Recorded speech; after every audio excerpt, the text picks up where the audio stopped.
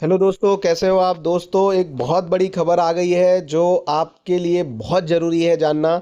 और वो खबर दोस्तों है जयप्रकाश एसोसिएट्स लिमिटेड यानी जेपी एसोसिएट्स से रिलेटेड। तो दोस्तों, ये बीएसई और एनएसई को इन्फॉर्म किया गया है, जेपी एसोसिएट ने इन्फॉर्म किया गया है, की तरफ से इन्फॉर्म किया गया है। और दोस्तों, ये जो रेगुलेशन 30 होता है सेबी की, भाई कोई भी ऐसी चीज़ हो रही है जिसमें कोई भी प्राइस का मूवमेंट ऊपर नीचे हो सकता है तो आपको ये खबर तुरंत बतानी है स्टॉक एक्सचेंज को। तो उसके अंतर्गत इस खबर को बताया है जेपी एसोसिएट्स ने। और वो क्या बताया है इसको पढ़ते हैं और पूरा डायलिसिस करते हैं।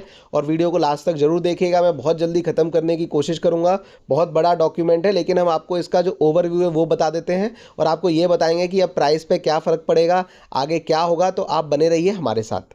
दोस्तों, ये देखिए कि ये है कि this is to inform you that honourable national company law appellate tribunal NCLT जिसको बोलते हैं, Delhi bench has today 6 December pronounce its order on company appeal 80, उसका नंबर है, titled Sunil Kumar Sharma suspended board of directors of Jaiprakash associate limited versus ICICI bank limited and others, which was filed against order dated 3rd June 2024 of Honorable NCLT Allahabad, admitting the company JP Associate to corporate insolvency under Section 7 of the Insolvency and Bankruptcy Code 2016 pursuant to the petition of ICICI Bank. A copy of order is attached। तो दोस्तों, इसमें JP associate ने ये बताया है कि भाई जो कंप्लेंट फाइल्ड हुई थी 3 जून 2024 को ऑनरेबल एनसीएलटी की, जो सस्पेंडेड बोर्ड ऑफ डायरेक्टर्स हैं जेपी एसोसिएट्स के सुनील कुमार शर्मा और आईसीआईसीआई के बीच जो चल रहा था, उसके लिए कुछ ऑर्डर दिया है उस केस में एनसीएलटी ने। वो क्या ऑर्डर है दोस्तों, उसको हम बताते हैं और उसको देखते हैं। ये देखिए दोस्तों, देखिए ये है national company law appellate tribunal principal bench है दोस्तों। ये ऑर्डर है, ये देख सकते हो आपकी in the matter of Sunil Kumar Sharma versus ICI bank का है ये।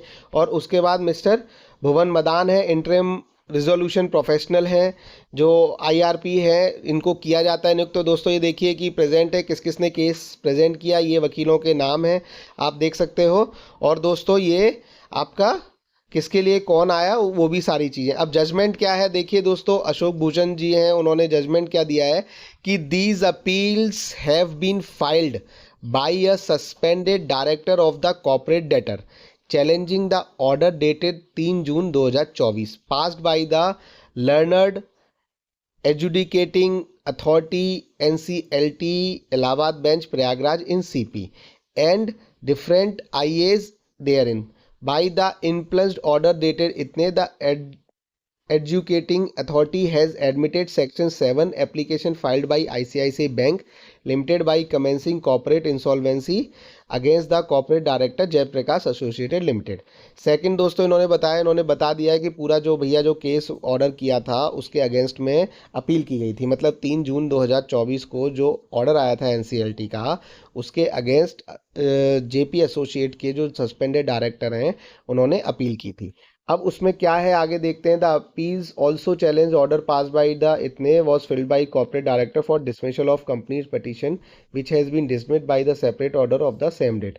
तो दोस्तों, उन्होंने ये अपील डाली थी जेपी एसोसिएट ने कि जो एनसीएलटी उनके खिलाफ चला रहा है केस, उसको बंद कर दिया जाए और उस प्रक्रिया को नहीं किया जाए। तो इन्होंने ये बताया, मतलब ये बैकग्राउंड दे रहे हैं कि उसके लिए भी एक अलग से 3 जून के लिए उन्होंने बोल दिया था कि उसको डिसमिस कर दिया था। ठीक है। अब कॉर्पोरेट डेटर है, इंटरिम रेजोल्यूशन है propose in the application to see which application has been allowed by auditor was filed. मैं जल्दी जल्दी इसलिए पढ़ रहा हूँ दोस्तों कि आपको बता पाऊँ कि क्या है। अब देखिए, द ब्रीफ फैक्ट है कि ये है the corporate debtor company registered इतने हो गया, the corporate debtor is engage in large number of business हो गया, corporate debtor for carrying out its various activities has obtain financial facilities. उसके बाद जॉइंट ये है, मतलब ये सिंपल सी चीज़ चल रही हैं। कॉर्पोरेट डेटर ये पूरा दोस्तों इन्होंने दिया है। उसके बाद देखिए, आप पढ़ते जाइए अपने हिसाब से, मैं आपको मुद्दे की चीज़ बताऊंगा और आपको लिखी हुई दिखाऊंगा विद प्रूफ और विद वो। ये पुराना पूरा केस है, उसको डिस्क्राइब किया जा रहा है दोस्तों कि पुराना केस क्या है।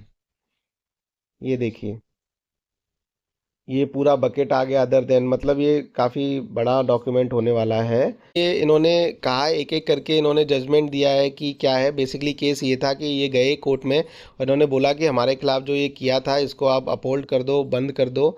तो ये बहुत सारी चीज़ें हैं कि अलग अलग लोगों ने क्या किया। अब फाइनल जो वर्डिक्ट है दोस्तों, वो वर्डिक्ट मैं आपको दिखा रहा हूँ और वो मैं आपको बताता हूँ कि ये जो पूरा अलग अलग केसेस है, दोनों तरफ का सुनने के बाद इन्होंने क्या किया और क्या क्वेश्चन था।